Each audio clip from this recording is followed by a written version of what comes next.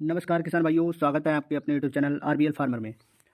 तो आज हम देखते हैं कि भिंडी की खेती कब करनी चाहिए और किस प्रकार से उसकी बुआई करनी चाहिए।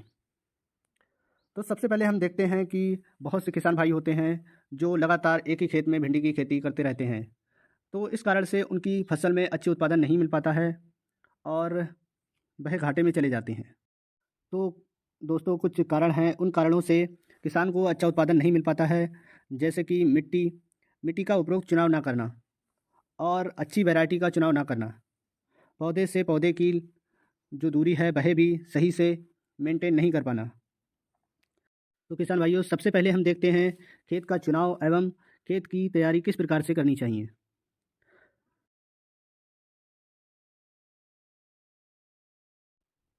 उस खेत में भिंडी की बुवाई ना करें जिसमें पहले से भिंडी की फसल उगाई गई है। जैसे जिस प्रकार से किसी किसान भाई ने जनवरी और फरवरी में भिंडी की बुवाई की है और वह दोबारा से मार्च या अप्रैल में उसी खेत में दोबारा से भिंडी की फसल लगाना चाहते हैं, तो उसमें अच्छा उत्पादन नहीं मिल पाएगा। और इसके बाद भिंडी की बुवाई के लिए उपरोक्त ज़मीन का जो पीएच मान होना चाहिए वह 6 से 7 होना चाहिए।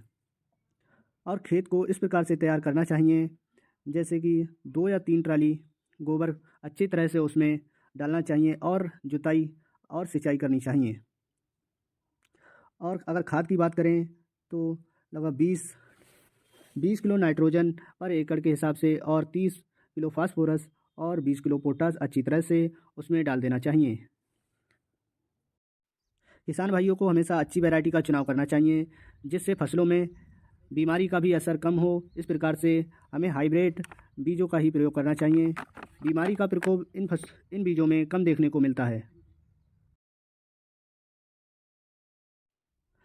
बीज की बुवाई उचित दूरी पर ना करना, तो हमें यह भी ध्यान रखना चाहिए कि बीज से बीज की दूरी 6 से 7 इंच होनी चाहिए।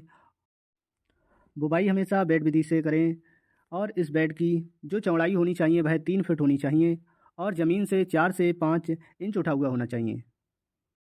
खरपतवार नियंत्रण ना कर पाना, इस कारण से भी किसान को अच्छा उत्पादन नहीं मिल पाता है। तो बुवाई के समय ही 24 से 36 घंटे बाद पेंटामेथल 1 लीटर पर एकड़ के हिसाब से उसकी सिंचाई कर देनी चाहिए। और कीट व रोग का नियंत्रण ना कर पाना, इस कारण से भी किसान को अच्छा मुनाफा नहीं मिल पाता है। तो कीट और रोग को नियंत्रण करने के लिए हमें 20 से 25 दिन बाद नीम ऑयल का छिड़काव करना चाहिए जिससे कि फसल अच्छी बनी रहे। और समय समय पर सिंचाई करना चाहिए। नमी सूखने से पहले ही उसमें सिंचाई कर देनी चाहिए। और उचित खाद और उर्वरक का भी ध्यान रखना चाहिए। फसल बोने के 20 से 25 दिन बाद हमें उर्वरक और खाद का उचित प्रबंधन कर लेना चाहिए। इस प्रकार से हमें अच्छा मुनाफा और अच्छी फसल देखने को मिल सकती है अगर हम इन चीज़ों का ध्यान रखें।